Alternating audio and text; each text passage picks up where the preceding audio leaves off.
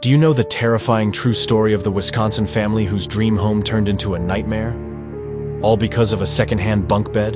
The year was 1986. Alan and Debbie Tallman moved into a quiet home in Horicon, Wisconsin. It was the kind of neighborhood where people waved from their driveways, where winter snow fell gently, and where nothing bad was ever supposed to happen. They were a normal family trying to build a normal life. Then they bought a used bunk bed for their children and brought it home. That was when everything changed. It began quietly. Radios switched stations on their own. Voices whispered names when no one else was in the room. Doors opened and slammed without wind. The children started waking in the night, terrified of a dark figure standing beside their bed. One of them spoke of a pale woman with glowing eyes, calling from the shadows. The parents tried to brush it off. Stress, imagination, bad dreams. But the house would not be ignored. Alan returned home one night to see a strange red glow behind the garage, like flames licking at the window. When he ran to put it out, there was nothing there, except the feeling of being watched. That same week, a voice hissed from the darkness, "You're dead." Soon, relatives visiting the house experienced it too. People who did not believe in ghosts. Footsteps, heat and cold surging through rooms, shapes forming in the dark.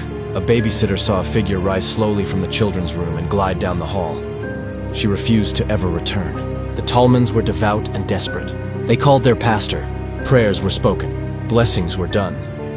But the presence seemed to grow stronger, angry now, as if the house itself resented their attempts to push it out. 9 months passed like this. 9 months of dread. No one slept. The children became hysterical at night.